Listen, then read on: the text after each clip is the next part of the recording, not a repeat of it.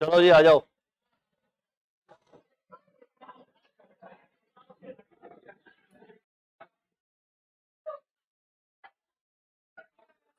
करें, शुरू करें।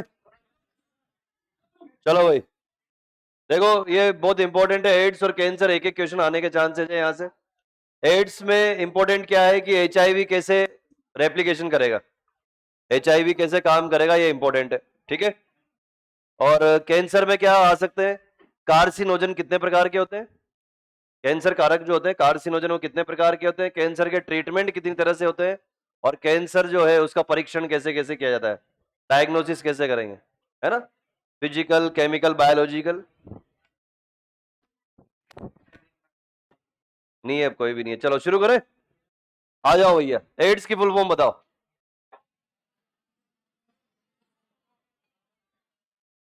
Acquired immuno deficiency syndrome. Syndrome का मतलब क्या होता है, ये देखो, सिंड्रोम का मतलब होता है group of symptom, group of symptoms, लक्षणों का समूह।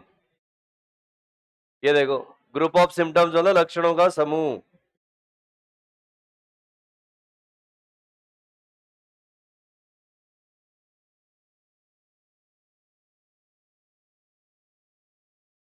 देखो आगे देखो, नाम से हमें दो चीजें पता लग रही है। क्या, पहली बात, क्या लिखा हुआ है वहां पे, इम्यूनो डेफिशिएंसी, यानी कि किसकी न्यूनता हो गई, यानी कि प्रतिरक्षा तंत्र की क्या हो गई बेटा, न्यूनता हो गई। ये क्या है ये कुछ ना है, बस ये लिख लेना इतना सा। ठीक। और ये जन्मजात रोग है क्या, एक्वायर्ड का मतलब क्या है, पैदा होने के बाद जीवन काल में उसने एक्वायर किया है, उपार्जित किया है। समझना मेरी बात, कॉन्जेनाइटल नहीं है ये जन्मजात रोग नहीं है। ये सबको पता है, बच्चों वाली बातें हैं सब ये, है ना। आगे देखो, सबसे पहले कब पता लगा, 1981 में। ठीक है। और अब तक 2 करोड़ 50 लाख। ये देखो, हालांकि ये डेटा भी पुराना है, अब तो 3 करोड़ से भी ऊपर पहुंच चुके हैं। पुराना डेटा है, 6-7 साल पहले का। आगे देखो, कारण क्या है इसका, एचआईवी। क्या फुल फॉर्म है एचआईवी की, ह्यूमन इम्यूनो वायरस डेफिशिएंसी आएगा क्या, बिल्कुल आएगा, बिना डेफिशिएंसी के वायरस का नाम मत लिख देना। ये देखो, और ये कौन से वायरस है, ये रेट्रोवायरस, रेट्रोवायरस समूह है। कौन सा जीनोम मिलेगा इसमें, आरएनए। अगर आपसे पूछे कि इसके अंदर आनुवांशिक पदार्थ कौन सा है, जेनेटिक मटेरियल कौन सा है, आरएनए है इसके अंदर। ठीक है ना। एचआईवी को अगर आप देखोगे, एचआईवी विषाणु को अगर देखोगे तो उसके अंदर जो है आरएनए मिलेगा, डीएनए नहीं। क्या मिलेगा, आरएनए। ये सबसे इंपॉर्टेंट है, ये याद रखना है ना। देखो, इसके बाद जो मैं बताने वाला हूं, इसके बाद बताने वाला हूं कि एचआईवी बॉडी में इन्फेक्शन कैसे करता है, कैसे संक्रमण करता है। और गजब की बात यह है कि वो आगे तक काम आएगा। आप जब बायोटेक पढ़ोगे तो बायोटेक में आप पढ़ोगे, प्लाज्मिड पढ़ते हो, प्लाज्मिड 2 तरह के होते हैं, या वेक्टर पढ़ते हो, वेक्टर। वेक्टर 2 तरह के होते हैं, एक प्लाज्मिड और एक बैक्टीरियोफेज। बैक्टीरियोफेज पता है ना, क्या होता है, जीवाणु भोजी विषाणु, याद आ रहा है। तो वो जीवाणु भोजी जो कार्य करता है वो बिल्कुल ऐसे ही करता है जैसे एचआईवी वायरस करने वाला है अभी। ये लिख लो, इसके बाद बताता हूं मैं आपको। एक मिनट, बुक दे दो बेटा।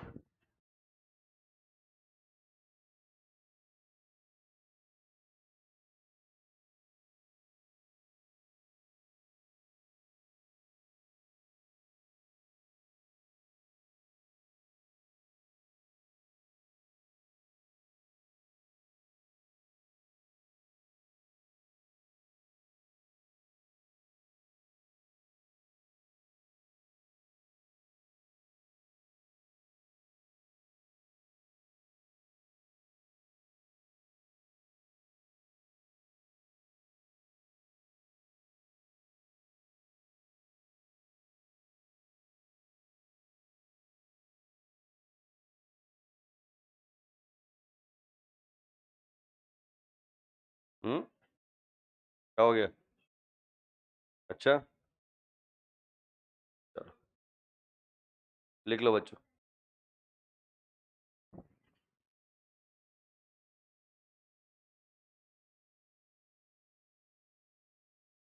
क्या बेटा, दिख नहीं रहा क्या?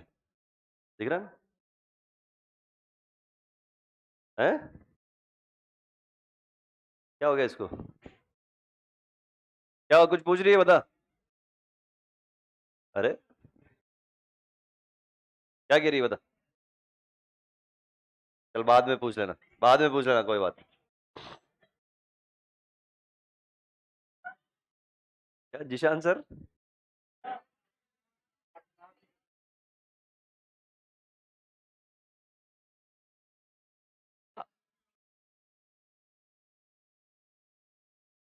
अरे आवाज नहीं आ रही जिशान सर से, उसके बाद आवाज नहीं आ रही।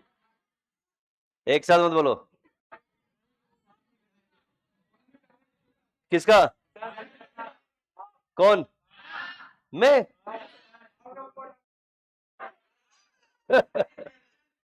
चलो लिखो, जल्दी लिखो। हाँ जल्दी लिखो, जल्दी लिखो।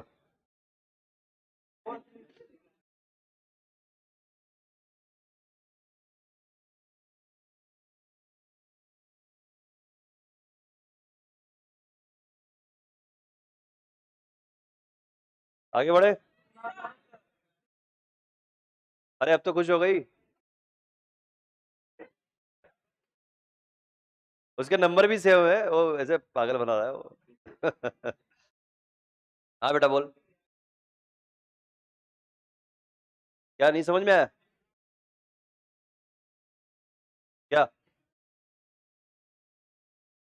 ये क्या है? HIV। HIV रिट्रोवायरस समूह का विषाणु है। और इसके अंदर जो आवरण जो होता है, वायरस का स्ट्रक्चर तो पढ़ा है ना, 8th क्लास से पढ़ते आ रहे हैं। तो विषाणु का जो आवरण है उसके अंदर क्या है? RNA के DNA? RNA है ना, RNA है उसके अंदर। चलो आगे देखो, आगे देखो बेटा। अब HIV इन्फेक्शन कैसे फैलता है ये ऑलरेडी पढ़ चुके हो आप रिप्रोडक्टिव हेल्थ के अंदर। बस केवल दो चीजें याद रखनी है। एक तो कैसे नहीं फैलता, छूने से नहीं फैलता। दूसरा कैसे फैलेगा? शरीर में स्रावित द्रवों से। नहीं, चुंबन से भी फैलेगा। अरे मैं हमेशा बोलता हूं मेडिकल के स्टूडेंट बनो यार। हंसी क्यों आनी चाहिए? किस करने से भी फैलेगा, बशर्ते कि दोनों में से अगर छाले हो रहे हो मुंह में, अगर मुंह में छाले हो रहे हो और सेकंड वाला पार्ट हो जाए, जो शरीर के बॉडी के फ्लूइड अगर कांटेक्ट में आ जाए तो हो जाएगा। सलाइवा से हो जाएगा, मैंने क्या बोला? अगर सलाइवा से हो जाएगा, लेकिन क्या हो, कट लगे हुए हो मुंह में, छाले हो रहे हो या कुछ कोई प्रॉब्लम हो रही हो, घाव हो रहे हो मुंह में, तो हो जाएगा। ठीक है, आगे देखो, आगे देखो। अब उसके ऊपर ज्यादा डिटेल निबंध मत लिखो, इधर देख लो यार। संक्रमण होने वाले एड्स के लक्षण प्रकट होने के बीच का अंतराल कितना होता है? ये याद रखना है, पूछा जा चुका है, याद ही नहीं तुम्हें। 5 से 10 साल। एनसीईआरटी ने जो डेटा लिखा है वो अच्छे से हाईलाइट करो उसको। ये कुछ महीनों से लेके कुछ वर्षों तक हो सकता है, पहली बात। दूसरा, ये अंतराल जो है ना बेटा, ये कहलाता है इंक्यूबेशन पीरियड। क्या कहलाता है ये? Incubation period. ये देखो, इसको लिख लेना। और जैसे आप इसको लिखोगे तब एक और परिभाषा निकल के आएगी जिसका नाम है विंडो पीरियड। ये आपको याद होने चाहिए, आप डॉक्टर बनने वाले हो, आपको ये नाम याद होने चाहिए। जब ये नाम आगे निकल के तो और नाम निकल के आएंगे, साइन और सिम्टम, साइन वर्सेस सिम्टम। ये देखो, चिन्ह और लक्षण। ठीक है, अब मैं आपको बता रहा हूं कि ये क्या कहानी है, बाद में लिखना सारी बातें। चलो पहले ये बताओ मुझे, ये तो बताओ। 5 से 10 पक्का? सबने देख लिया? 5 से ठीक है, 5 से 10 वर्ष। लेकिन यहां ध्यान रखना क्या लिखा है, इसका क्या मतलब है। अभी मत लिखो, मैं फिर बोल रहा हूं, अभी मत लिखो, समझ लो पहले, याद कर लो। अब सुनो मेरी बात। समझो किसी कपल ने अनप्रोटेक्टेड सेक्स कर लिया, ठीक है ना, बिना कॉन्डोम और ये सब चीजें यूज करके अनप्रोटेक्टेड सेक्स कर लिया, वो भी किसके साथ? जिसको नहीं जानते, अननोन पार्टनर के साथ। ठीक, और उसको लगा कि भैया हमें एड्स नहीं होगा। ठीक है, क्या लगा कि हमें एड्स नहीं होगा, तो ये खोपड़ी में बैठने वाली बात है क्या कि HIV वायरस तो चला गया उसकी बॉडी में, लेकिन अभी सुषुप्त अवस्था में सो रहा है। ये है ये लाइन जो कहना चाह रही है, समझो। आज सेक्सुअल इंटरकोर्स हुआ, अनप्रोटेक्टेड हुआ, ठीक है, और आज HIV वायरस बॉडी के अंदर चला गया, अब वो सो रहा है, और वो बंदा क्या बोलेगा, देखा कुछ भी नहीं होता, फालतू की बातें, कहने की बातें। ये वायरस हो सकता है आज से 5 साल बाद जाके अपना पहला लक्षण दिखाए। देखो क्या लिख रहा है, हो सकता है आज से 10 साल बाद जाके दिखाए, और जब दिखाएगा तो मार के ही छोड़ेगा। मेरी बात समझ में आ रही है? क्यों? क्योंकि इसके लिए हमने एक चीज हम आगे पढ़ने वाले हैं, डोंट डाई ऑफ इग्नोरेंस। ठीक है, क्या पढ़ने वाले हैं? Don't die of ignorance. इन चीजों को इग्नोर करके मत मरो। ये जो चीजें पढ़ाई जा रही हैं बार बार इनको समझो, हमें ऐसा समझना चाहिए ये चीज, ठीक है ना? क्यों? क्योंकि हो सकता है HIV वायरस किसी भी तरीके से आ जाए, सेक्सुअल इंटरकोर्स ना करें, किसी की कोई निडल एग इन्फेक्टेड, संक्रमित सुई है, वो संक्रमित सुई अगर गलती से लग गई तो उसको समझो साल भर कोई दिक्कत नहीं, 2 साल नहीं है कोई दिक्कत नहीं, 3 साल नहीं है। और कब लक्षण दिखे उसके, क्या क्या बोल रहा है, कुछ महीनों से लेके, और मैं बताऊं अंदर की बात, 10 साल से भी ज्यादा, कई कई में देखा गया 15 से 20 साल में लक्षण प्रकट हो रहे हैं। लेकिन एक रेंज जो है ना, वो रेंज ये है 5 से 10 साल। तो ऐसा नहीं होता कि आज HIV वायरस बॉडी में किसी कारण से चला गया और अभी 1 महीने बाद ही लक्षण प्रकट होने लग जाएंगे। इसको समय लगता है बेटा। जिस दिन HIV विषाणु बॉडी के अंदर गया, उस दिन से लेके पहला लक्षण प्रकट होने तक का जो समय है, क्या कहलाएगा? बोलो, समझ में आई क्या? दोबारा सुनो।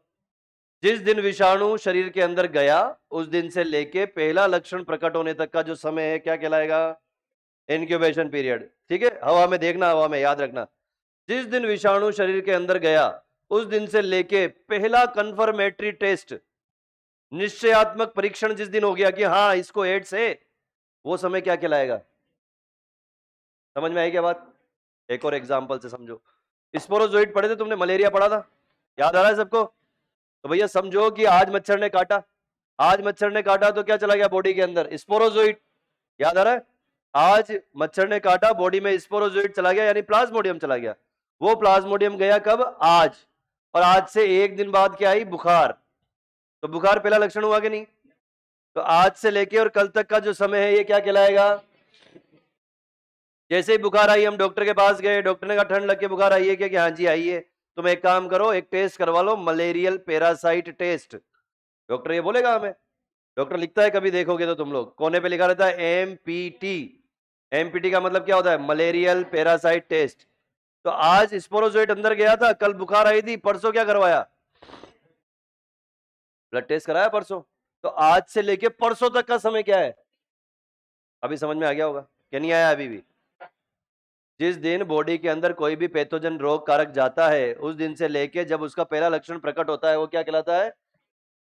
और जिस दिन रोग कारक अंदर जा रहा है, वहां से लेके पहला लक्षण भी प्रकट हो गया, और उसके बाद जिस दिन निश्चय हो गया कि हाँ यार इसको यही रोग है, वो क्या कहलाएगा? Window period.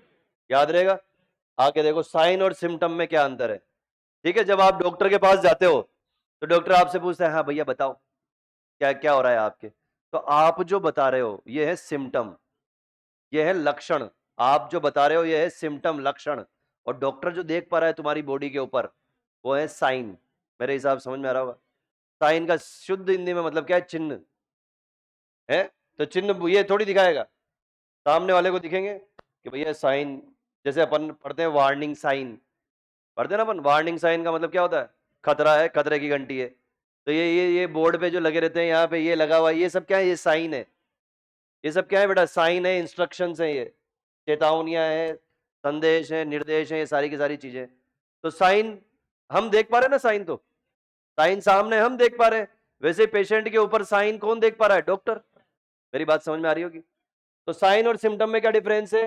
मैं लिखाऊंगा नहीं डेफिनेशन, ये याद होनी ही चाहिए। साइन का मतलब क्या है? जो डॉक्टर आपके अंदर देखे बीमारी के लक्षण, और जो आप डॉक्टर को बताओगे वो। ठीक है। इंक्यूबेशन पीरियड क्या है? जब पहली बार पैथोजन बॉडी में गया और पहला लक्षण प्रकट हुआ। विंडो पीरियड क्या है? जब बॉडी में पैथोजन गया और तब से लेके पहला निश्चयात्मक परीक्षण हुआ, पहला निश्चयात्मक परीक्षण, और यह निश्चय हो गया कि हाँ इसको बुखार किसकी वजह से आई है? मलेरिया की वजह से। मेरी बात समझना। आप बोलोगे सर क्या जरूरत है 2-2 पीरियड बनाने की, तो देखो ना भाई, समझो, कोशिश करो समझने की। आज बॉडी के अंदर अगर कोई पैथोजन गया और 3 दिन बाद बुखार आई, तो सिर्फ बुखार ही तो आई है, ये थोड़ी पता चला है कि बुखार किस कारण से आई है, उस कारण का भी तो पता लगाना पड़ेगा। तो 2 दिन बाद उसके कारण का पता लगाया, तो एक तो हो गया इंक्यूबेशन पीरियड और एक हो गया विंडो पीरियड। अब समझ में आ गई होगी बात। ये एनसीईआरटी ने कहीं नहीं लिखा, लिख लो चुपचाप। हाँ, किसमें? सुप्त अवस्था में? सुस्त मतलब शुष्क, ड्राई, शुष्क।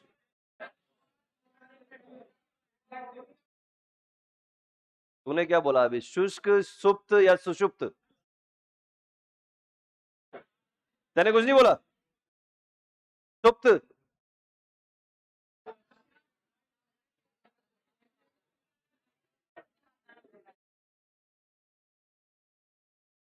मैं क्यों आऊं? आवाज अपनी थोड़ी वॉल्यूम बढ़ाओ। निष्क्रिय अवस्था में कैसे रहेगा एचआईवी वायरस? कैसे पता चलेगा? हम में से किसी के अंदर अभी एचआईवी वायरस है, निष्क्रिय अवस्था में कैसे पता लगेगा? जवाब दे। तो अब ऐसे सबको बिठा के ब्लड टेस्ट करा ले, इतने करोड़ों लोगों का। बोलो, क्या कह रहा है? अपना अपना करा लो है। हमेशा की क्या नियम है? हमेशा का यही नियम है कि जब भी बीमारी के लक्षण प्रकट होते हैं तब हम सचेत होते हैं, है ना, पहली बात। दूसरा, अगर निष्क्रिय अवस्था में पता लग भी गया तब भी क्या कर लोगे? क्या, कैसे मारोगे? मैं वही तो बता रहा हूं, आप नहीं मार सकते। वायरस को मारने के लिए अगर आप ट्रीटमेंट दोगे तो उससे और कोशिकाएं भी मरेगी, अभी आगे बताने वाला हूं। आपको अगर याद हो तो कैंसर के लिए रेडियोथेरेपी देते हैं, कीमोथेरेपी देते हैं, बाल उड़ जाते हैं सारे। क्यों? क्योंकि बालों की जो फोलिकल है, बालों की जो जड़ें हैं, वो सबसे ज्यादा कमजोर होती है, जो सबसे पहले रेडियोथेरेपी देते हैं और वो बेचारी खत्म हो जाती है। हालांकि ये बात अलग है, बाल वापस आ जाते हैं, लेकिन उस टाइम तो उड़ जाते हैं। याद है ना, युवराज सिंह को कैंसर हुआ था, ट्रीटमेंट लिया था, सारा बिल्कुल खत्म। हाँ।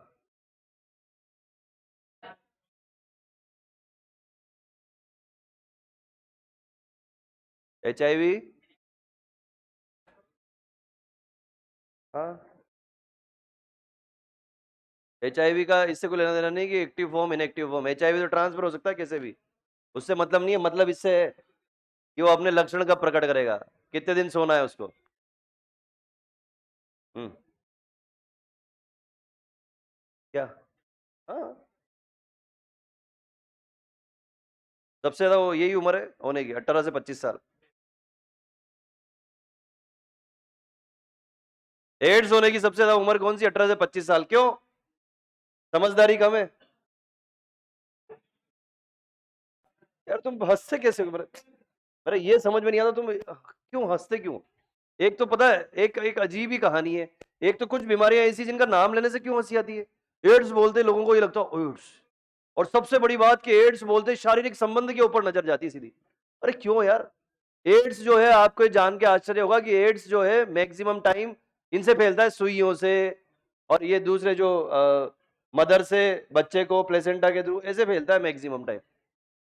हाँ, बिल्कुल सही कह रहा हो, उससे भी फैल सकता है पर मैक्सिमम टाइम नहीं फैलता।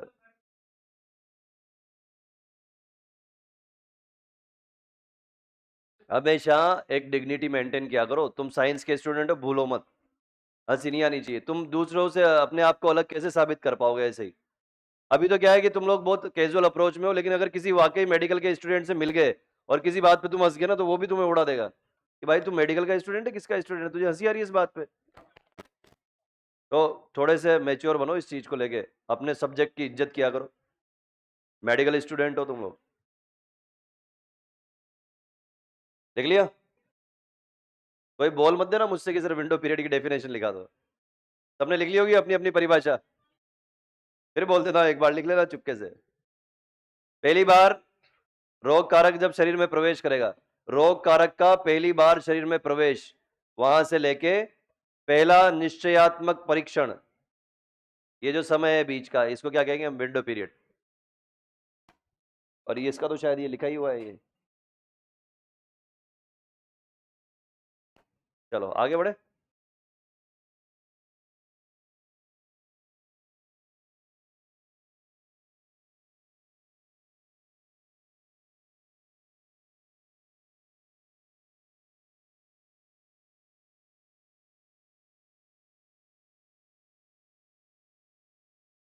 चलो जी आगे देखो, देखो ये है, लिख तो क्या नहीं लिखा क्या?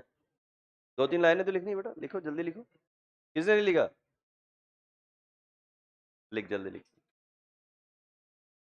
लिख लो बच्चे जल्दी से।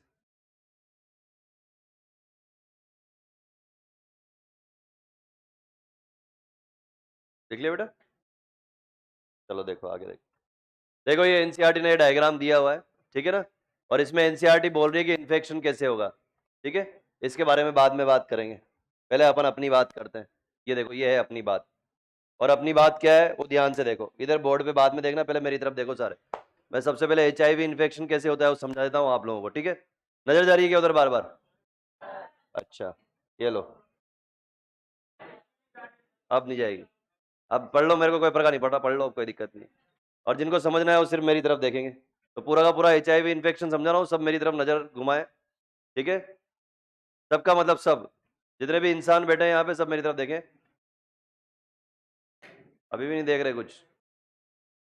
उधर उधर नहीं, अपन अपन, चलो देखो इधर देखो। तो सबसे पहले, ऐसा ना बोलो यार, सबसे पहले एचआईवी वायरस जो है बॉडी के अंदर जाएगा, ठीक है? बॉडी के अंदर एचआईवी वायरस जाएगा, तो तुम्हें याद आ रहा हो तो मैंने सबसे पहली बात क्या बोली थी कि पहली शर्त ये है, अपने चोर का एग्जांपल याद है ना, कि भाई तू चप्पल भी नहीं चुरा पा रहा तो तू काहे का चोर? तो अगर विषाणु सबसे पहले अंदर जाएगा तो ऐसा तो है नहीं कि पहले से 15,000 20,000 विषाणु जाएंगे अंदर, कुछ ही जाएंगे। वो जाके सबसे पहले क्या करेंगे, अपनी संख्या बढ़ाएंगे। तो जीवाणु जब जाता है, या अपन प्लाज्मोडियम की किसी की भी बात कर ले, कोई भी अंदर जाएगा रोग कारक, वो क्या करेगा, सबसे पहले अपनी संख्या बढ़ाएगा। तो वैसे के वैसे विषाणु जब जाएगा तो वो भी अपनी संख्या बढ़ाएगा, ठीक है? अब तुम्हें वो पुराने दिन याद आ रहे होंगे जब अपन ने पढ़े थे टी सेल्स 4 तरह की, याद आ रही है? चलो एक बार रिवाइज करते हैं। Memory cell, suppressor cell, killer cell, helper cell, सहायक कोशिकाएं, टी सहायक कोशिकाएं। और ऐसे कैसे बी लिम्फोसाइट में 2 थी आपके पास, मेमोरी सेल और प्लाज्मा सेल। प्लाज्मा सेल ने क्या बनाई थी, एंटीबॉडी बनाई थी, ठीक है? अब सुनो ध्यान से, और आपने ये भी पढ़ा था कि हेल्पर सेल जो थी वो हेल्पर सेल सब जगह हेल्प कर रही थी, उसने टी किलर सेल को भी बोला मार डालने के लिए, उसने सेम टाइम पे प्लाज्मा सेल को भी बोला क्या बनाने के लिए, एंटीबॉडी बनाने के लिए, याद आ रहा है?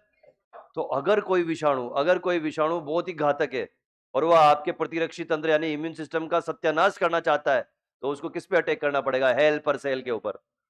किसके ऊपर अटैक करेगा बेटा? अगर टी हेल्पर सेल के ऊपर उसने अटैक कर दिया और यहाँ टी किलर खड़ी है और बगल में इधर यहाँ कोई पैथोजन बैठा है, तो इसको पता भी ना चल पाएगा कि यही पैथोजन है, इसको मारना है। क्यों? क्योंकि ये किसका आदी है, हेल्पर सेल का। इसको क्या पता है कि हेल्पर सेल आगे बताएगी तभी मुझे मारना है। मेरी बात समझ में आई? तो देखो विषाणु कितना शाना है, आप समझो एचआईवी विषाणु जो है, एचआईवी वायरस कितना गजब का तेज दिमाग है, उसने सीधा अटैक कहां पे किया, हेल्पर सेल पे, ठीक है? अब सुनो ध्यान से, तो विषाणु जब बॉडी के अंदर जाएगा, वायरस जब बॉडी के अंदर जाएगा तो डायलॉग मारेगा। शोले मूवी देखिए क्या, डायलॉग मारेगा, आधे इधर जाओ, आधे, और बाकी, अरे बाकी तो कोई बचता नहीं है। तो ये विषाणु जब बॉडी के अंदर जाएगा तो आधे किधर जाएंगे, टी हेल्पर सेल में, और आधे किधर जाएंगे, महाभक्षकाणु यानी मैक्रोफेज में। क्लियर है सबको? अगर याद आ रही हो पुराने भूले बिसरे गीत, तो महाभक्षकाणु यानी कि मैक्रोफेज कैसे बनती है, कौन बताएगा? मोनोसाइट से। भूल गए?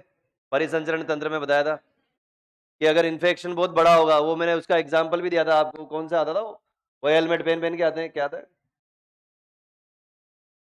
नहीं नहीं नहीं, अरे कौन सा आता है, बच्चों के नाटक आते हैं ना वो, पावर रेंजर, देखे हो कभी तुमने तो? हाँ, तो उसमें ये तो दिखाते हैं बहुत सारे मिलके एक बहुत बड़ा विशाल का रोबोट बन जाते हैं। तो वैसी कहानी इसकी होती है। क्या कहानी होती है इसकी, देखो यहाँ पे समझो, ये रुधिर वाहिनी है और ये बाहर यहाँ पे हो गया बेटा इन्फेक्शन, ठीक है? और यहाँ पे क्या है, मोनोसाइट घूम रही है। मोनोसाइट कैसी है, भक्षक कोशिकाएं है क्या? दो है ना भक्षक कोशिकाएं, न्यूट्रोफिल और मोनोसाइट। तो ये यहाँ से इधर से झांकेगी खिड़की में से बाहर निकल के और देखेगी कि भैया इन्फेक्शन कैसा हुआ है। अगर ऊतक के अंदर, टिश्यू के अंदर इन्फेक्शन छोटा मोटा है तो अकेली जाके क्या करेगी, खा जाएगी।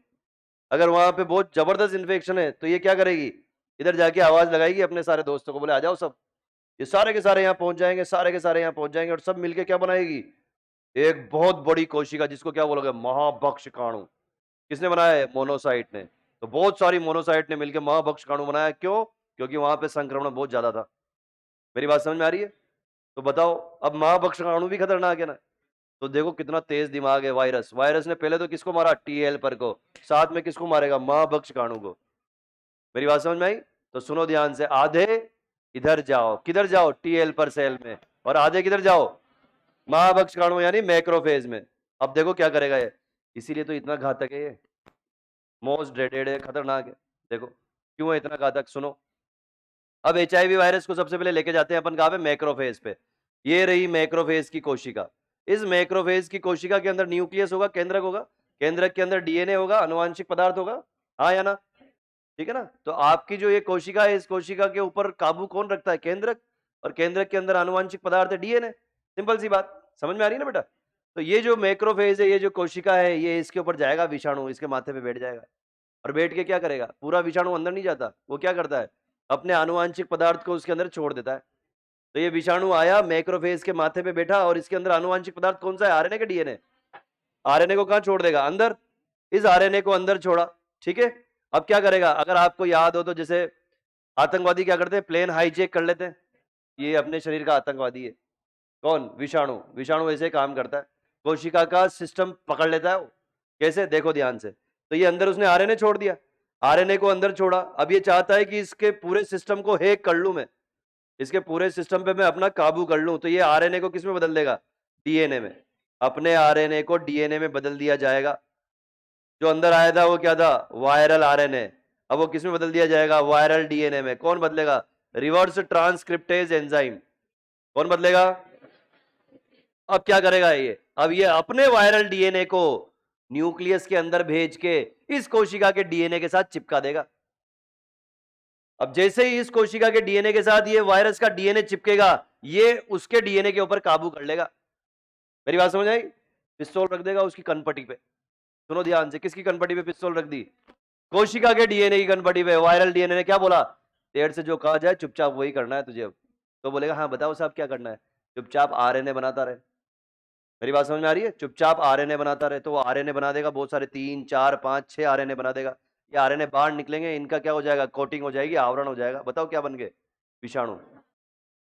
आ गई होगी बात समझ में। तो देखो क्या किया इसने।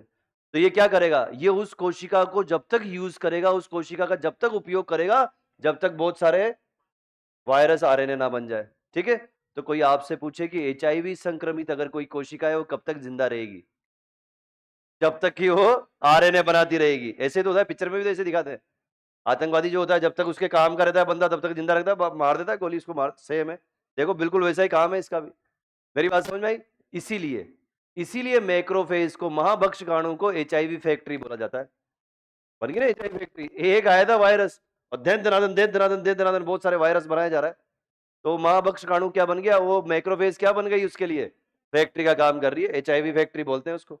बोलो क्लियर हो गया क्या, ये खत्म। अब इधर आ जाओ, इधर आ गया, अब टी हेल्पर सेल पे। टी हेल्पर सेल के अंदर भी सेम काम करेगा, आरएनए पहुंचाएगा, डीएनए में कन्वर्ट होगा, वहां पर भी बहुत सारे रेप्लिकेशन करेगा, और क्या बनाएगा, बहुत सारे प्रोजेनी बनाएगा, ठीक। अब ऐसे करते करते, अब मैंने क्या बोला आपको, कोशिका का इस्तेमाल करेगा, उसके बाद कोशिका मर जाएगी। तो ऐसे करते करते टी हेल्पर सेल के ऊपर ये क्या करेगा, जैसे समझो ये एक टी हेल्पर सेल के ऊपर आया कौन, वायरस। अंदर जाके इसने कितने बनाए वायरस, 4 वायरस बना दिए, ये मर गई। अब 4 वायरस निकल के कितनी टी हेल्पर को मारेंगे, अगली 4 को। फिर उसमें से निकलेंगे और 16 32 वो अगली टी हेल्पर को। धीरे धीरे धीरे शरीर में से टी हेल्पर कोशिकाएं कम होने लगेगी। एक समय ऐसा आएगा कि टी हेल्पर कोशिकाएं काफी कम हो जाएगी, और जैसे ही टी हेल्पर कोशिकाएं कम होगी, ये लक्षण प्रकट होने लगेंगे। क्या, बार बार बुखार आना, वजन कम होने लगना, और दस्त लगना। अब समझो मेरी बात, कि जब ये वाले लक्षण आएंगे, तो क्या कोई बोल सकता है कि एड्स है इसको, असंभव है, क्योंकि तो सामान्य लक्षण है। और ये सामान्य लक्षण क्यों आए, क्योंकि टी हेल्पर कोशिकाओं की संख्या में भारी गिरावट आई है। मेरी बात समझ में आई ना बेटा। तो देखो ये सामान्य लक्षण आए, इससे कोई पंगा नहीं है, कोई प्रॉब्लम नहीं। लेकिन लेकिन लेकिन टी हेल्पर कोशिकाएं अगर संदमित हो गई, कम हो गई, तो उसने अल्टीमेटली इम्यून सिस्टम कैसा कर दिया उस बंदे का, खत्म। और जैसे ही इम्यून सिस्टम उस बंदे का खत्म हुआ, आसपास और घूम रहे मार्केट में, कौन कौन घूम रहे, जीवाणु, विषाणु, कवक, परजीवी। मेरी बात समझ में आ रही है। तो जीवाणु जो है इसके ऊपर अटैक कर देंगे। यहां पे एनसीईआरटी ने एक जीवाणु का नाम लिखा है, क्या है, देखो, माइकोबैक्टीरियम। एक जीवाणु का नाम लिखा है, आपको कुछ नहीं देखना एनसीईआरटी में, मेरी तरफ ध्यान दो। माइकोबैक्टीरियम, ठीक है। एक परजीवी का नाम दिया है टोक्सोप्लाज्मा। ये दोनों नाम आपको याद रखने, खुद का नाम भूल जाना पर ये ना भूलना, ठीक है। टोक्सोप्लाज्मा एक परजीवी है और माइकोबैक्टीरियम एक बैक्टीरिया है, जीवाणु है। मेरी बात समझ में आई? अब जैसे ये बंदा है, इस बंदे का पूरा इसका प्रतिरक्षी तंत्र बिल्कुल खत्म हो गया। क्यों? क्योंकि टी हेल्पर कोशिकाएं बिल्कुल मरने लग गई। आसपास अभी भी अपन लोग बैठे तो अपने चारों तरफ पूरे वातावरण में खूब सारे विषाणु घूम रहे हैं, अभी भी इसी जगह पे तुम्हारे आसपास खूब सारे विषाणु, खूब सारे जीवाणु घूम रहे हैं, लेकिन बॉडी के अंदर क्यों नहीं आ पा रहे? हमारा प्रतिरक्षी तंत्र बहुत मजबूत है, ठीक। अब इसके लिए मैं बेस्ट एग्जांपल देता हूं आपको, अगर याद आ रहा हो तो अभी अभी एक आध साल पहले की बात है। कोरोना की वजह से क्या हुआ था? पूरा प्रतिरक्षी तंत्र कमजोर हो गया था और एक नया बीमारी आ गई थी, ब्लैक फंगस। ये ब्लैक फंगस वही है जो प्याज धोते हैं ना कई बार, प्याज, तो प्याज के अंदर काला काला सा निकलता है। और वो ब्लैक फंगस ऐसा था खतरनाक, लोगों के मसूड़ों में लग गया, दांत गिर गए, खिर गए दांत, खाना खाते खाते दांत निकल के प्लेट में आ गए। सही बता रहा हूं, आंख खराब हो गई, आंख फूट गई पूरी ब्लैक फंगस से। मैंने लाइव देखा है, लाइव, ब्लैक फंगस से। और कभी जीवन में इतने बड़े हो गए, कभी देखा ही नहीं कि आदमी में फंगस लग गया। भाई फंगस किस में लगता है?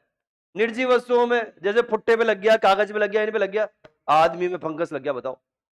तो सोच सकते हो तुम, खोपड़ी लगा सकते हो कि यार आदमी में फंगस लग रहा है, मतलब उसका इम्यून सिस्टम कितना डाउन हो गया होगा। तो कोरोना ने भी यही किया, सेम कंडीशन यही है।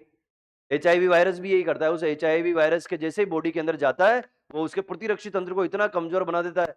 तो उसको देखो, समझो तुम ध्यान से, एचआईवी वायरस ने प्रतिरक्षी तंत्र कमजोर बना दिया, इसलिए मृत्यु नहीं हुई उसकी। उसकी मृत्यु क्यों हो रही है? पड़ोसी मुल्कों ने हमला कर दिया, इसलिए मृत्यु हो रही है उसकी। मेरे हिसाब से बात समझ में आ रही होगी, क्लियर है? आ जाओ एक बार और समझाता हूं, आओ जरा।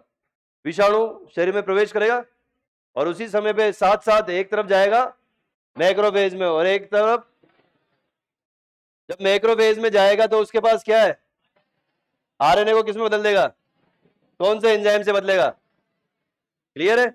ये जो डीएनए है ये कहां जाएगा? परपोषी की कोशिका में, मतलब ये काम परपोषी की कोशिका में हुआ है। इसका डीएनए उसके डीएनए के साथ मिल जाएगा और मिलके क्या पैदा करेगा? विषाणु कण पैदा करेगा। ये बार बार होता रहेगा, रिपीट होता रहेगा। इसीलिए मैक्रोफेज को क्या बोल दोगे आप? वायरल फैक्ट्री या फिर एचआईवी फैक्ट्री, या इसको और क्या बोलेंगे बेटा हम? HIV factory. ये देखो, याद हो गया क्या? सेम टाइम पे इधर देखो, टी हेल्पर सेल में आ गया, यहां क्या बनेगा? रेप्लिकेशन करेगा, प्रतिकृति बनाएगा और क्या पैदा करेगा? संतति विषाणु, जैसे वहां किए थे। ये रुधिर में छोड़ दिए जाएंगे। जब 1 से 4 रुधिर में छोड़े जाएंगे तो आगे दूसरी पे हमला करेंगे। हमला करेंगे तो क्या होगा? धीरे धीरे संख्या में गिरावट आएगी। ये कार्यक्रम भी बार बार चलता रहेगा और संख्या लगातार कम होती जाएगी। जब संख्या कम होती जाएगी तो पहला लक्षण आएगा निकल के, क्या आएगा? बार बार बुखार आना, दस्त और वजन में कमी। आई बात समझ में? तो उससे आदमी परेशान नहीं होगा। किससे परेशान होगा? जब आसपास के उसके ऊपर टूट पड़ेंगे। बैक्टीरिया कौन सा टूटा था? माइकोबैक्टीरियम। परजीवी कौन सा आया था? टोक्सोप्लाज्मा। याद हो गया? एक बार और सुनो, देखो ये एनसीईआरटी ने डायग्राम दिया हुआ है, हिंदी में दिया हुआ है, आप इंग्लिश में भी देख सकते हो, कोई प्रॉब्लम नहीं है। डायग्राम पे नजर करना, लिखा हुआ क्या है उससे कोई मतलब नहीं है। एक भी बच्चा डायग्राम में कोई भी क्या लिखा हुआ है नहीं देखेगा। मैं तुमसे पूछूंगा, तुम मुझे बताना वायरस है क्या? है ना? मेरी नजरों से देखना बेटा, लिखा हुआ क्या है मत देखो कोई भी, सिर्फ फोटो फोटो देखो, ये फोटो फोटो ये वाले, ये वायरस है। वायरस के अंदर आरएनए क्या डीएनए? जैसे ही ये जाके होस्ट होस्ट कोशिका मैक्रोफेज पे चिपकेगा, देखो आरएनए छोड़ दिया क्या अंदर? आरएनए किस में बदल जाएगा? ये डीएनए जाके इस होस्ट कोशिका के डीएनए से चिपक जाएगा, इसको आदेश देगा क्या बनाने के लिए? ये आरएनए के बहुत सारे कॉपी बन जाएंगे, चारों तरफ आवरण आ जाएगा। बताओ ये एचआईवी वायरस बन गया क्या? ये वायरस इस कोशिका का कब तक उपयोग करेगा? जब तक ये, देखो देखो देखो देखो, एनसीईआरटी की लाइन क्या बोला गया है? संक्रमित कोशिका जीवित रह सकती है कब तक? जब तक विषाणुओं की प्रतिकृतियां बनती रहती है और मोचित होती रहती है।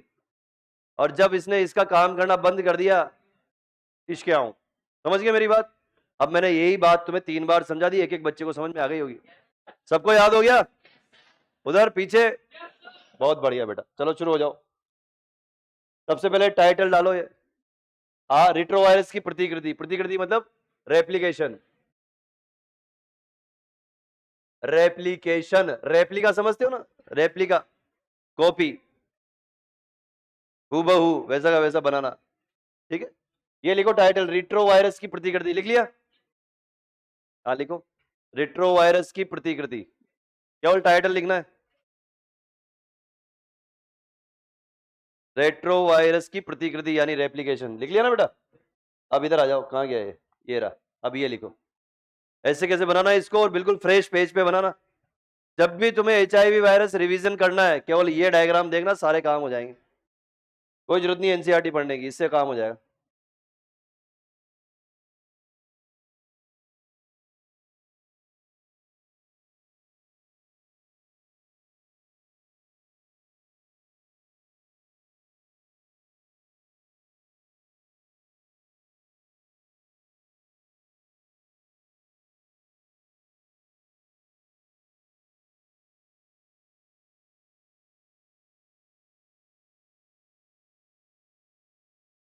कोई डाउट हो बच्चों किसी को, पूछ लेना मुझसे ना।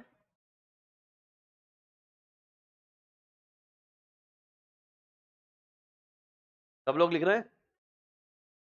लिख लो बेटा।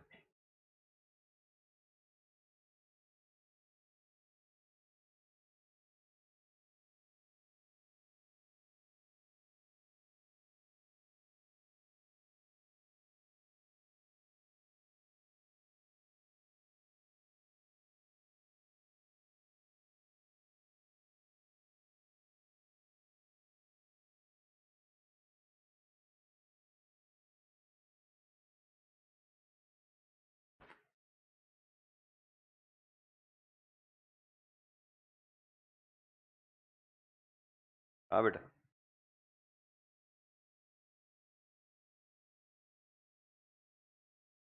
भाई हम ये समझे कि जैसे देखो, हर एक चीज ऐसे समझो, माँ का दूध पिया बच्चे ने, उसके बाद वो कहाँ जाएगा, आमाशय में।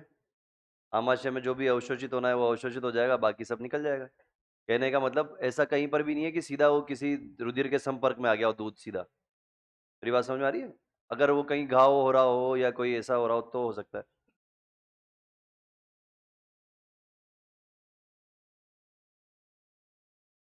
तब भी नहीं होगा। बच्चे के मुंह में छाले हो रहे हो या घाव हो रहे हो तो चांसेस है। और ये तो बहुत ही मुश्किल होता है, ऐसा होता ही नहीं है। बहुत ही मुश्किल है ऐसा, है ना?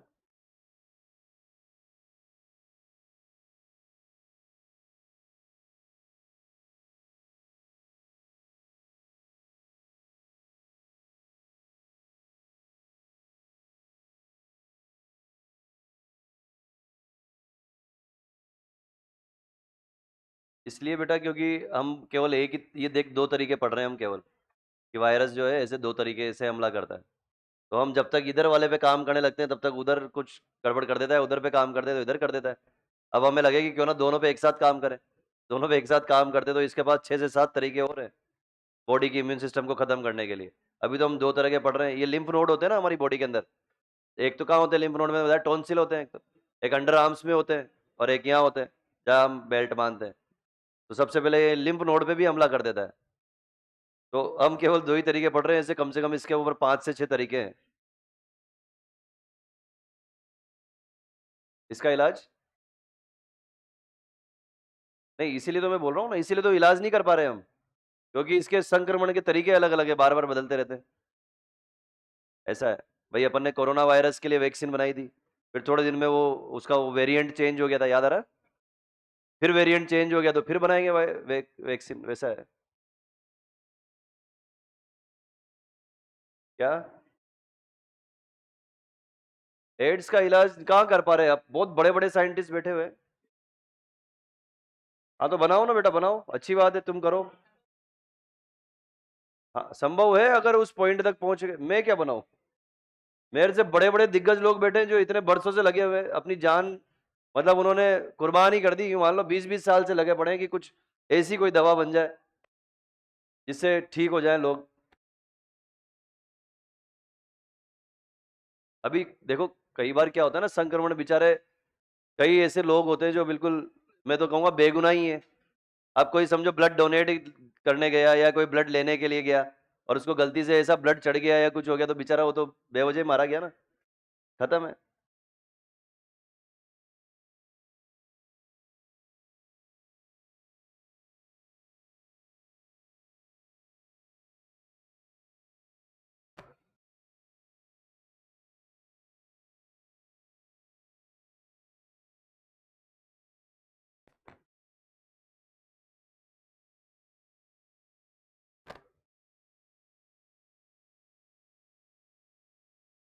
लिख लिया बच्चों?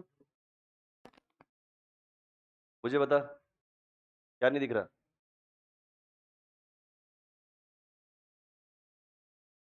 क्या नहीं दिख रहा बता? ये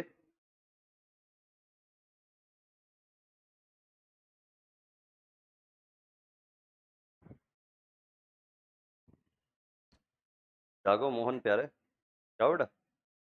जा, सो जा, हेड डाउन कर ले, सो जा आराम से।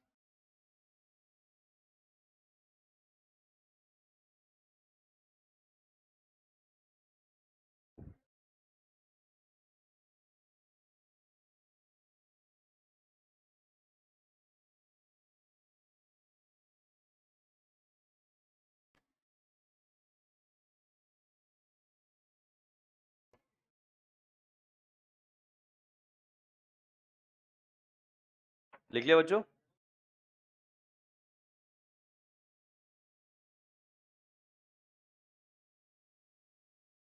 हम्म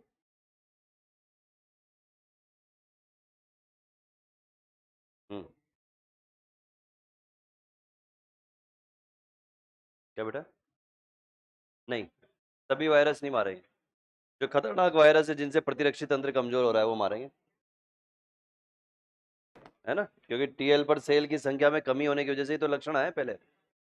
ये तो तुम क्या करना है, तुम्हें यहाँ देखो, ऐसे ऐसे ऐसे करके इस पे स्टार लगाओ, सबसे इंपॉर्टेंट ये है। यहाँ लगाओ, 2 स्टार लगाओ इस पे। की संख्या में कमी हुई है, इस पे 2 स्टार लगाओ। क्यों? क्योंकि इसी की वजह से लक्षण आएंगे पहले।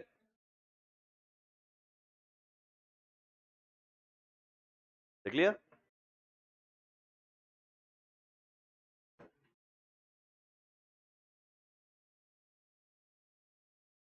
आगे बढ़े।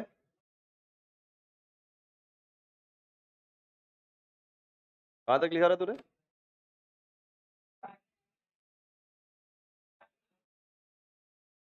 चलो, अरे रुको रुको रुको रुको, अब ये लिखो, बस इतना सा पार्ट ये लिखो, नोट डाल के। ये इंपॉर्टेंट है, नोट डाल के लिखो। ये कहानी समझ में आ गई ना, क्या है ये? हाँ बेटा, हाँ सेल है। जोर से बोल इसको। हाँ बिल्कुल सही कह रहा है, मैक्रोफेज ही है। बिल्कुल सही जवाब। यहाँ एनिमल सेल लिखा हुआ है ना, उसकी जगह लिख लो मैक्रोफेज है। बिल्कुल सही बात है। एनिमल सेल है, ये क्या है बेटा? मैक्रोफेज।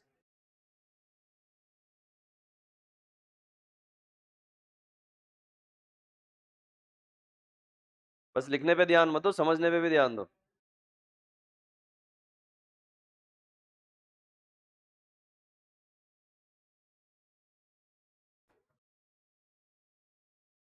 हाँ क्या?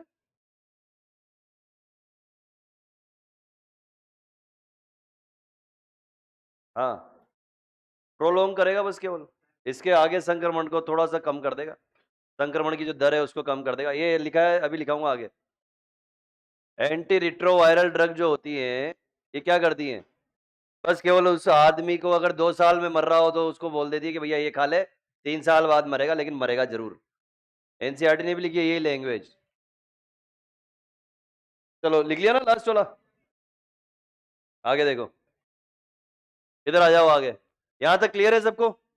जैसे ही सबसे पहले टीएच कम होगा तो ये सारी कहानी होगी। ये कहानी होते ये सब टूट पड़ेंगे। ये सब टूटेंगे तो क्या होगा? खत्म हो जाएगा आदमी। आगे देखो, परीक्षण का नाम क्या है? सब जानते हैं बच्चे बच्चे? एलिजा। ये देखो, फुल फॉर्म क्या है? एंजाइम लिंक्ड इम्यूनोसॉर्बेंट एसे। इम्यूनोसॉर्बेंट एसे। ये देखो, आगे देखो, ये जो तू बोल रहा है, देखिए भाई, ये लिखिए बात देख। एंटी रिट्रोवायरल औषधि अगर देते हैं हम एड्स के उपचार के लिए, तो ये क्या करेगा? आंशिक रूप से प्रभावी है ये कैसे है बेटा? आंशिक रूप से प्रभावी है, ध्यान देना इस बात पे। आंशिक रूप से प्रभावी। तो इससे हम क्या कर सकते हैं? मैंने बोला अभी अभी कि कोई बंदा अगर बिना दवाई लिए 2 साल में मर रहा है, तो उसको दवाई देके हम 3 साल तक खींच सकते हैं, लेकिन वो मरेगा जरूर। क्या बोला है देखो, ये रोगी की अवश्यंभावी मृत्यु, यानी कि जिसको आप रोक नहीं सकते, ऐसी मृत्यु जिसको आप जो होके रहेगी। अवश्यंभावी का मतलब क्या होता है? अवश्य, निश्चित ही होके रहेगी। अवश्य अलग है, भावी अलग है। हिंदी पढ़ लो थोड़ी सी। अवश्य भावी, निश्चित होके रहेगी मृत्यु, इनएविटेबल इंग्लिश में बोलते हैं। ठीक है, इसको क्या किया इसने? आगे सरका दिया। बोले 2 साल की जगह 3 साल में, लेकिन मरेगा जरूर। लेकिन फिर इससे साइड इफेक्ट होंगे ना बेटा। साइड इफेक्ट में ये होगा कि मैं पहले ही बता चुका हूँ एग्जाम्पल, कॉमन कोल्ड होता है अपने को, वायरल डिजीज है, सामान्य जुकाम, लेकिन डॉक्टर कभी भी नहीं देता ना एंटीवायरल ड्रग। तो वो क्यों नहीं देता? क्योंकि उसके और भी नुकसान होते हैं। हमारी जो छोटी मोटी कोशिकाएं हैं ना, उनको वो नुकसान पहुंचाती है दवा। चलो लिख लो। क्या?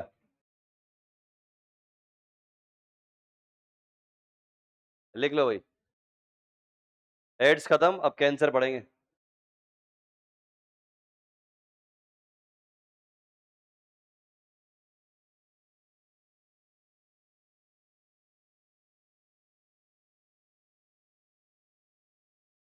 क्या?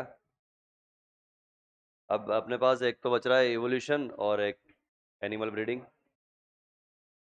बायोटेक मैं नहीं पढ़ाऊंगा, बायोटेक दूसरे सर आएंगे पढ़ाने। अरे कैसी बात कर रहे हो? ये सिलेबस कंप्लीट कैसे होगा? पागल हो गए तुम लोग? मेरी बात सुनो, पॉसिबल ही नहीं है। अभी पहले ये होने दो, उसके बाद इवोल्यूशन में लगेंगे अभी 7-8 लेक्चर। क्या? हाँ, क्या इवोल्यूशन छोड़ दूं? बॉटनी वाला?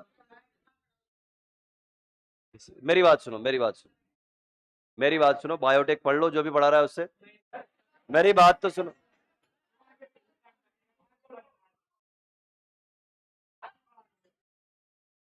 हाँ,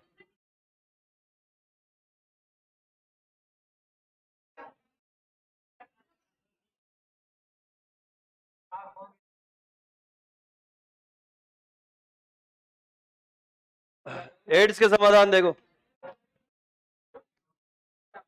चलो ध्यान से देखो सब। ये कुछ एजेंसियां हैं भारत के अंदर, जिसमें से एक का नाम है नेको, नेशनल एड्स कंट्रोल ऑर्गेनाइजेशन, और कुछ गैर सरकारी संगठन है। ये सब मिलके क्या कर रहे हैं? लोगों को शिक्षित कर रहे हैं ताकि एड्स ज्यादा फैले ना। ठीक है ना? और ये उसका सिंबल है, देखो। जब भी आपको ऐसे रेड कलर का रिबन नजर आए, लाल कलर का रिबन नजर आए, कौन से कलर का? लाल, तो ये किसका सूचक है? एड्स कंट्रोल का, एड्स कंट्रोल का। और अगर आपको नजर आए पिंक कलर का, ये किसका सूचक है? कैंसर का। ध्यान देना, अगर पिंक गुलाबी रंग का नजर आए तो ये कौन सा है? कैंसर का। और अगर रेड कलर का नजर आए तो एड्स का। तो ये उस नेशनल एड्स कंट्रोल ऑर्गेनाइजेशन नेको का सिंबल है ये। ठीक है ना? ये इस तरह का। राइट, आगे देखो। ये इतनी सारी चीजें हैं जिससे हम क्या कर सकते हैं? रोकथाम कर सकते हैं। और ये किसने बताया है? WHO ने। किसने बताया ये? WHO के हिसाब से सारे कार्यक्रम करने होंगे। ठीक, देखो क्या क्या है। कोई नहीं लिखेगा, कोई भी बच्चा नहीं लिखेगा, और ये लिखने भी नहीं है, पहले ही बता दूं, क्योंकि सबको पता है ये। और बार बार नहीं लिखेंगे, रिप्रोडक्टिव हेल्थ में लिख चुके हैं, जनन स्वास्थ्य में, तो बार बार नहीं लिखना। सुन लो बस। ये देखो, रक्त बैंकों के रक्त को, ब्लड बैंकों के अंदर अगर कोई ब्लड गलती से आ गया तो वो जो है वो HIV से मुक्त होना चाहिए। गलती से भी HIV वाला ब्लड वहां होना ही नहीं चाहिए। जब वहां नहीं होगा तो फैलने से वैसे रोक दिया आपने। आगे देखो, अस्पताल और क्लिनिक में डिस्पोजेबल सुइयों का उपयोग होना चाहिए केवल। पहले उसकी आती थी कांच की, उस कांच की को पानी बॉईल करके और उसके अंदर रखते थे। फिर भाप वाला एक कंटेनर आता था, भाप का, स्टीम का, उसके अंदर रखने लगे। फिर अब कौन सी आ गई? डिस्पोजेबल सुइयां आ गई। एक बार किसी के इंजेक्शन लगाया और उसको फेंक देते हैं।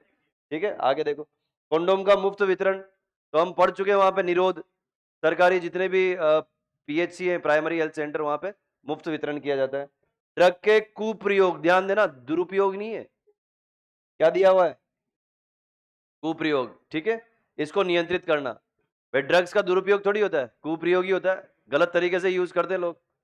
सुरक्षित यौन संबंधों की सिफारिश, कि भैया सुरक्षित होने चाहिए यौन संबंध, इसका मतलब अज्ञानता के कारण मत मरो। ठीक है, आगे देखो।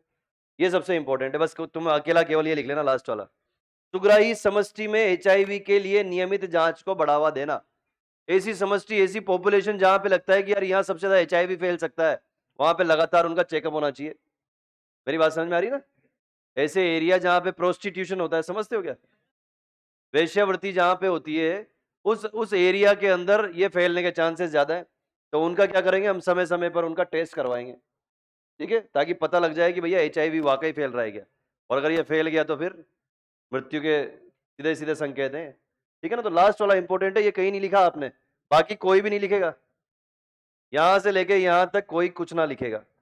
लास्ट वाला लिख लो और खत्म करो। और ये डायलॉग लिख लेना, डायलॉग आ सकता है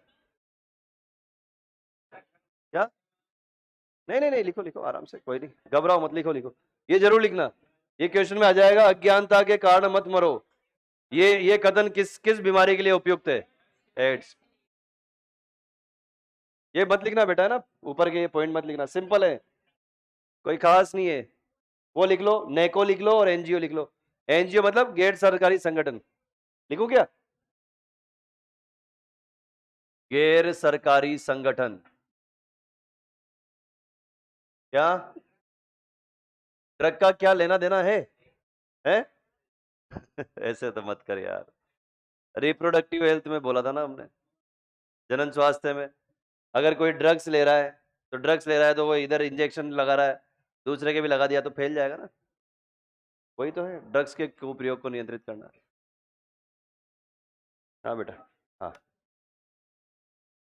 हाँ बेटा। हाँ,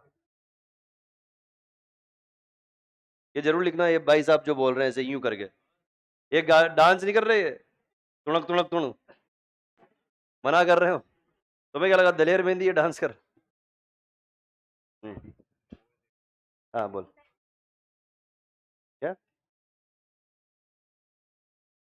ये तो मैंने भी नहीं सोचा, सोचना पड़ेगा इस बार, सोचना पड़ेगा।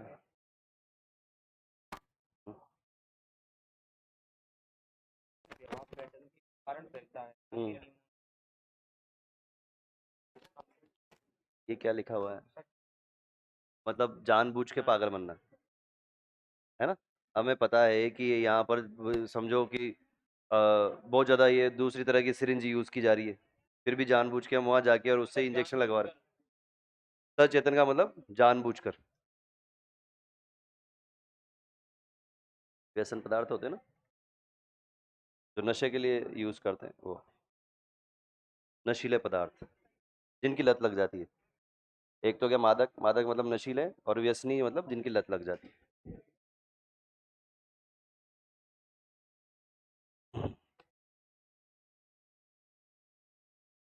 लिख लिया बेटा? बस एक लाइन लिखनी है, लास्ट वाली है, और फोटो नहीं बनाना है।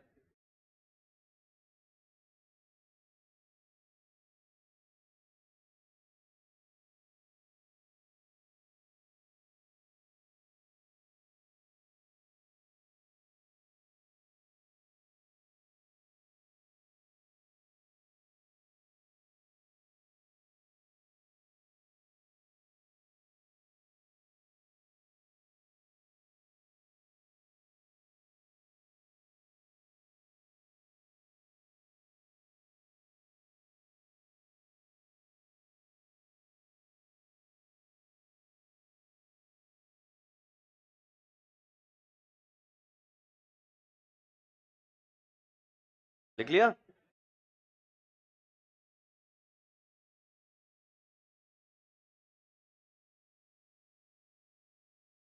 चलो जी आगे देखो।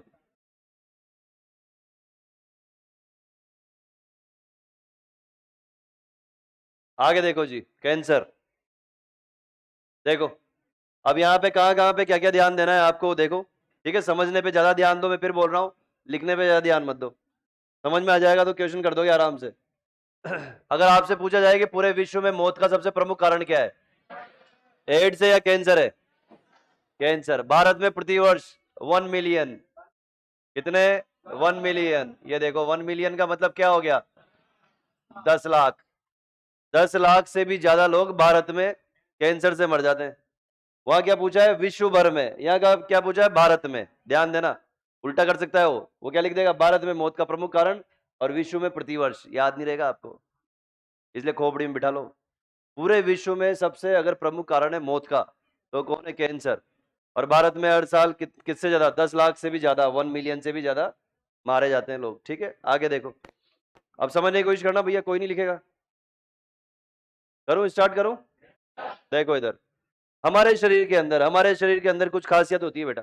हमारे शरीर के अंदर अगर कोई कोशिका के अंदर विभाजन हो रहा है, ठीक है, तो वो विभाजन कैसे होता है? जबरदस्त तरीके से नियंत्रित होता है। समझो, यहाँ चोट लगी, यहाँ चोट लगी, कट लग गया तो यहाँ कोशिकाएं विभाजन करेगी, विभाजन करके घाव बढ़ जाएगा। हाँ या ना? पर ऐसा होता है क्या कभी कि विभाजन करना स्टार्ट किया, रुक ही नहीं रही है, यहाँ ऐसा कुछ बना दिया?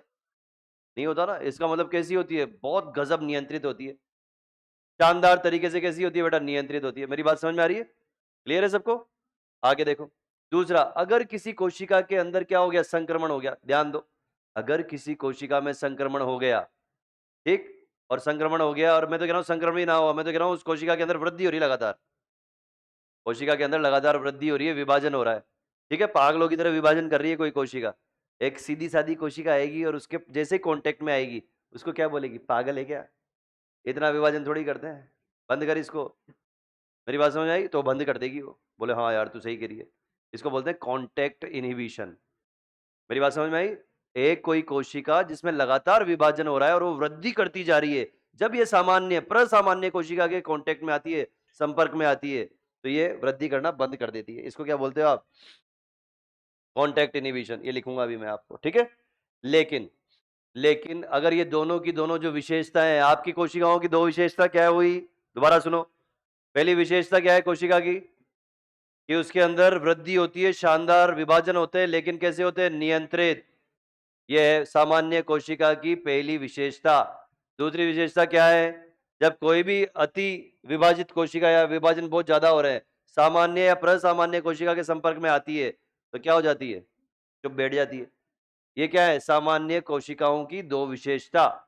अगर सामान्य कोशिकाओं की ये दोनों विशेषता हो गई दी एंड, अगर ये हो गई खत्म, तो क्या बन जाएगा? ट्यूमर। आ गई बात समझ में? ट्यूमर दो तरह का होता है, बिनाइन और मैलिग्नेंट। एक होता है बिनाइन ट्यूमर, एक होता है मैलिग्नेंट ट्यूमर। बिनाइन ट्यूमर कौन सा होता है? एक ही जगह गिटान होकर रह जाती है, ठीक है, ना बढ़ती ना घटती, बस वैसे रहती है परमानेंट, ठीक है, उसको क्या बोलते हैं? Benign tumour. क्लियर है? वो शरीर को या किसी भी ऊतक को ज्यादा नुकसान, ज्यादा क्षति नहीं पहुंचाती, एक ही जगह रहेगी हमेशा। ऐसा नहीं कि वहां से छूट के दूसरी जगह चली गई। लेकिन जो मैलिग्नेंट ट्यूमर होता है, मैलिग्नेंट ट्यूमर में क्या होता है? लगातार कोशिकाएं विभाजित होती है, इन कोशिकाओं को बोलते हैं नियोप्लास्टिक। कौन सी प्लास्टिक? नई प्लास्टिक, नियोप्लास्टिक, ठीक है। नियोप्लास्टिक कोशिकाएं बोलते हैं मैलिग्नेंट ट्यूमर की कोशिकाओं को, क्योंकि ये लगातार विभाजित होती हैं। बात समझ में आई? जब ये लगातार विभाजित होंगी तो आसपास की कोशिकाओं को भूखे मार देगी। मेरी बात समझ में आ रही है? अगर ये ट्यूमर कोशिका है, ध्यान से देखो सारे, ये ट्यूमर कोशिकाएं है और आसपास जो है सामान्य कोशिकाएं है। अब आसपास की कोशिकाएं तो धीरे धीरे विभाजन कर रही है, होले होले, और ये तेजी से विभाजन कर रही है। तो जो ज्यादा तेजी से विभाजन करेगी उसको पोषण भी ज्यादा चाहिए, तो पोषण ज्यादा चाहिए तो पड़ोसियों का पोषण खींच लेगी, तो पड़ोसियों की कोशिकाओं को मारने लगेगी। कैसे मारेगी? भूखे मार देगी। मेरी बात समझ में आई? पहली बात, ये किसकी खासियत बता रहा हूं? मैलिग्नेंट ट्यूमर की। अब ये यहां पर ऐसे विभाजित करती जाएगी, करती जाएगी, करती जाएगी, एक दिन आएगा बड़ी होती होती और यहां से छूट जाएगी, और यहां से छूट के और रक्त वाहिनियों से दूसरे वाले ऊतक में चली जाएगी, और दूसरे वाले ऊतक में संक्रमण पैदा कर देगी। तो इसका मतलब क्या हुआ? कि मैलिग्नेंट ट्यूमर जो होता है वो हमेशा एक जगह नहीं रहता। अगर समझो, हाँ फैलता है अलग, मैलिग्नेंट ट्यूमर कहीं पर हो रहा है एक जगह, वहां पे लगातार विभाजन करेगा, वहां से थोड़ी सी कोशिकाएं, कौन सी? मैलिग्नेंट की कौन सी कोशिकाएं थी? नियोप्लास्टिक। कौन सी प्लास्टिक? वो नियोप्लास्टिक कोशिकाएं वहां से छूटेंगी, रुधिर में जाएंगी और दूसरी जगह जाके वहां जम जाएगी और वहां पे कैंसर कर देगी। इस स्टेज को बोलते हैं मेटास्टेसिस। क्या बोलते हैं बेटा? कोशिकाओं का, नियोप्लास्टिक कोशिकाओं का मैलिग्नेंट ट्यूमर से हटना, रुधिर के साथ दूसरी नई जगह जाना और वहां पे नया ट्यूमर विकसित कर देना, क्या कहलाता है? मेटास्टेसिस। इसके बारे में एनसीईआरटी लिख रही है कि मैलिग्नेंट ट्यूमर की सबसे डरावनी प्रावस्था है। क्या लिखा? न उसने खतरनाक लिखा न भयंकर लिखा, क्या लिखा? डरावनी। डरावनी क्यों बोला? बस अब खत्म है कहानी। अगर ब्लड में चला गया अगर कोई भी कैंसर का टुकड़ा, तो ये पता लगाना मुश्किल है कि वो टुकड़े कहां कहां पर पहुंचे हैं। आपने देखा होगा कभी कभी किसी के, अगर समझो कि कहीं पे कैंसर हो गया और वो पार्ट आपने कट करके अलग कर दिया, उसके बावजूद भी बेचारे को कहीं और कैंसर निकल आता है। कभी कभी आपने देखा होगा रेडियोथेरेपी, कीमोथेरेपी कर दी, बढ़िया स्वस्थ हो गया, हॉस्पिटल से घर आ गया, 2 साल बाद फिर, अरे यार इसके तो यहाँ कैंसर आ गया। क्यों हो रहा है वो? क्योंकि मेटास्टेसिस स्टार्ट हो चुकी थी उसके अंदर। अगर मेटास्टेसिस के पहले पता लग जाए तो आप रोक सकते हो कैंसर को, लेकिन अगर मेटास्टेसिस तक पहुंच गया तो फिर देख लो फिर हिसाब किताब से। मेरी बात समझ में आ रही है क्या? ये पूरा कैंसर समझा दिया मैंने, आई थिंक समझ में आ गया होगा आपके। एक बार और देखो, हमारे शरीर में कोशिका वृद्धि और विभेदन कैसा है? ये सामान्य कोशिका का पहला विशेष लक्षण है, पहला विशेष गुण है। दूसरा प्रसामान्य, सामान्य बोले प्रसामान्य एक ही बात है। प्रसामान्य कोशिकाएं गुण दर्शाती है जिनको कहते हैं, कौन सा गुण है? दूसरा कॉन्टेक्ट इनहिबिशन। क्या बताया मैंने? Contact inhibition. ये देखो, संपर्क संदमन भी बोलते हैं इसको, ठीक है। इसमें क्या होता है, जैसे ही दूसरी कोशिकाओं से इनका कांटेक्ट होगा तो क्या होगा, इनकी अनियंत्रित वृद्धि को क्या कर देगा? संदमित। अगर अगर ये दोनों ही गुण खत्म हो जाएं, ये देखो यहां पे लिखेंगे हम गुण 1 और यहां लिखेंगे हम गुण 2। अगर ये दोनों ही गुण खत्म हो जाएं तो ये क्या बन जाएगी? और ये क्या होगी? लगातार विभाजन जारी रखेगी। और इसी को आप क्या बोल दोगे? बोलो, समझ में आ गया? चलो शुरू हो जाओ। नहीं नहीं, लिखो आराम से, कोई दिक्कत नहीं है। लिख लोगे पक्का? ये तो बहुत बढ़िया बात है। लो फिर आ जाओ, आगे आ जाओ। आगे देखो, ट्यूमर 2 तरह का, वैसे तो ये भी पढ़ा दिया मैंने, अभी अभी पढ़ाया पूरा। देखो दोबारा देखो सारे बच्चे, अगर फिर लिख नहीं रहे हो ना तो फिर समझने पे पूरा ध्यान देना है। 110% ध्यान बोर्ड पे होना चाहिए। आओ इधर आओ। बिनाइन ट्यूमर, अभी अभी क्या बोला मैंने? अपनी जगह पर रहेगा। क्षति कैसी पहुंचाएगा? शरीर के दूसरों भागों में जाएगा क्या? एक ही जगह रहेगा। बिनाइन। खतरनाक कौन है? मैलिग्नेंट की कोशिकाएं लगातार विभाजन करेगी, ये देखो। और ये क्या कहलाएंगी? नियोप्लास्टिक कोशिकाओं की क्या खासियत है? बहुत तेजी से बढ़ेगी। दूसरा, आसपास की कोशिकाओं पे हमला करेगी, भूखे मार देगी क्या? हाँ जी, भूखे मार देगी। अब यही नियोप्लास्टिक कोशिकाएं, ये देखो क्या करेंगी? अपनी जगह से हट जाएंगी। हट के कहां चली जाएगी? रुधिर में। और रुधिर से दूर दराज, यहां से निकली, यहां चली गई पैर में, और फिर क्या करेगी? वहां पर नया ट्यूमर बना देगी।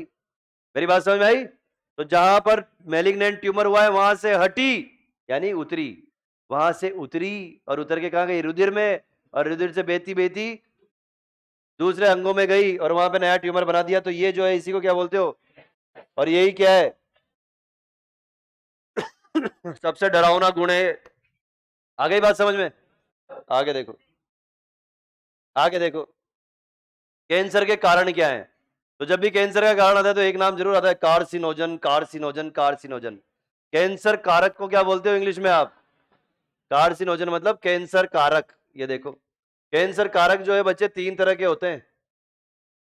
देखो, तो कैंसर कारक क्या करेगा? सामान्य या प्रसामान्य कोशिका को किसमें बदल देगा? नियोप्लास्टिक कोशिका में। यही करता है कैंसर कारक। कैंसर कारक 3 तरह के, फिजिकल, केमिकल, बायोलॉजिकल। भौतिक, रासायनिक, जैविक। भौतिक में 2 तरह की रेडिएशन, 2 तरह की विकिरण आती है। एक आयनकारी, जैसे एक्सरे, गामा रे, ये देखो, x ray, gamma ray. आयनकारी UV rays, ये देखो, पराबैंगनी, अल्ट्रावायलेट। याद है तो सबको? आगे देखो, तंबाकू का धुआं, याद आ रहा है? क्या करेगा? लंग कैंसर, ये देखो, फेफड़ों में कैंसर पैदा कर देगा। रसायन है ना वहां पे। अब ये खतरनाक है, सारे बच्चे इधर ध्यान देंगे, मैं गारंटी से दे रहा हूं, आधे से ज्यादा बच्चों को पता भी नहीं होगी ये बात। इधर आ जाओ अब लौट के। पता है किसको? पता है? पता है तुझे? ठीक है, वेरी गुड, पता है तो अच्छी बात है। चलो सुनो ध्यान से, 2 तरह की चीजें। अब ये नहीं पता होगी जो मैं बताने वाला हूं। उस वायरस का नाम बता जो कैंसर करता है। हाँ समझ गया मैं, तुझे नहीं पता, इधर आ जाओ। कुछ वायरस ऐसे होते हैं, कितनी गजब की बात है, कुछ वायरस ऐसे होते हैं जब बॉडी में आएंगे तो साथ में क्या लेके आएंगे? ऑन्कोजीन। ऑन्को का मतलब कैंसर, और जीन का मतलब आपको पता ही है, कैंसर करने वाली जीन। यानी कि ऐसा वायरस जो बॉडी के अंदर आए और अपने साथ में क्या लेके आए? गिफ्ट क्या लेके आया गिफ्ट में? कैंसर करने वाली जीन। और जब आदमी के अंदर आया तो उसको दे जाए, तो आया था वायरस और देखिए क्या चला गया, कैंसर। है ना गजब की बात। एग्जाम्पल देखो, HPV, ह्यूमन पेपिलोमा वायरस, ये पूछ रहा था मैं तुझसे और तू ऑन्कोजीन बता रहा था। ह्यूमन पेपिलोमा वायरस एनसीईआरटी ने नहीं दिया है। ऐसे विषाणु का नाम बताओ जो शरीर में क्या कर दे, कैंसर। ये रहो, क्लियर है? कैंसर करने वाले विषाणु को क्या बोलोगे? उसके पास क्या है? ऑन्कोजीन है, वायरल ऑन्कोजीन। पहली बात तो ये जैविक हो गया कि नहीं हो गया? दूसरा देखो, दूसरी कितनी गजब की बात है, ये खतरनाक बात है, ठीक है? इस पे ध्यान चाहता हूं सारे बच्चों का। क्यों? इधर देखो, कुछ लोग ऐसे होते हैं जिनके पास पहले से ऑन्कोजीन होती है। कुछ लोगों के पास पहले से कैंसर पैदा करने वाली जीन ऑलरेडी बैठी हुई है। आप बोलोगे कहां से आई? बाप दादा से। ध्यान रखना, कहां से आई? आनुवांशिकी तरीके से आई है, ठीक है? अब ये आ गई आपके अंदर, अब आपके अंदर आ गई, यानी कि अगर जैसे समझो किसी के कोई परदादा या किसी के खानदान में कहीं कोई ऐसा रहा हो जिसने बहुत ज्यादा स्मोकिंग की हो, उक्के फूके हो, और उसकी वजह से उसको क्या हो गया, लंग्स कैंसर। और वो लंग्स कैंसर का जो प्रभाव है वो उसकी जीन पे भी आ गया। वो जिस बंदे ने फूका, उसके लंग कैंसर का प्रभाव उसकी जीन पे आ गया। अब उसने किस में फॉरवर्ड कर दिया? वो आगे अपने बच्चों में, अपने बच्चों में फॉरवर्ड कर दिया। अगर वो बच्चे, समझो एक सरपंच साहब के 3 बच्चे, सरपंच साहब कैंसर से मर गए फूंक फूंक के, ठीक है? और उनकी जीन के अंदर वो कैंसर के लिए वो चेंज हो गया, बदलाव हो गया, वो जीन उनके तीनों बच्चों में चला गया। अब पहले 2 बच्चे जो हैं, पहला बच्चा जो है वो सीधा साधा है बेचारा, कोई उसको शौक नहीं, गंदे शौक, आराम से चिल मार रहा है। दूसरा, ये तो नहीं पीता पर लिटिल लिटिल लेता रहता है, समझ रहे हो मेरी बात? और तीसरा वाला, वो लिटिल लिटिल नहीं पीता, वो दिन भर ये बीड़ी फूंकता रहता है। समझना मेरी बात। सरपंच साहब किससे मरे थे? हुक्का पीने से। मेरी बात समझ आई? तो तीनों के अंदर वो आ गई वायरस वाली जीन। तो बताओ कौन मरेगा? ये जो बीड़ी पी रहा है। यानी कि ये जीन जो आई है ना ऊपर से, ये जीन किसके लिए जिम्मेदार है? और ये जीन कब उत्तेजित होगी? जब हुक्का मिलेगा, बीड़ी सिगरेट मिलेगी तब। इसको कुछ ना होगा, इसको कुछ ना होगा, किसको होगा? इसको। इसको क्या बोलते हो आप? Proto oncogene. प्रोटो का मतलब पहले से, यहां लिख रहा हूं मैं शुद्ध हिंदी में, एनसीईआरटी ने नहीं लिखा है। प्रोटो का मतलब क्या होता है? पहले से। पहले से किसी की कोशिका के अंदर अगर वायरस करने वाली जीन, सॉरी, कैंसर करने वाली जीन है तो क्या बोलोगे? और वो उसकी कोशिका में मिलेगी, इसलिए इसको सेल्यूलर ऑन्कोजीन भी बोलते हैं। तो ऐसे लोगों को, अगर ऐसे लोगों के अंदर पता चल जाए कि भाई तेरे अंदर ये वाली ऑन्कोजीन है, इसे फूंकना मत, तो उसको बचाया जा सकता है। ये आगे लिखवाऊंगा मैं आगे। चलो, अभी बाकी है ना, अगली क्लास में पढ़ेंगे। अरे कैसी बातें कर रहे हो, इतना जल्दी थोड़ी भगाऊंगा यार, 2-3 स्लाइड बाकी है अभी कैंसर की।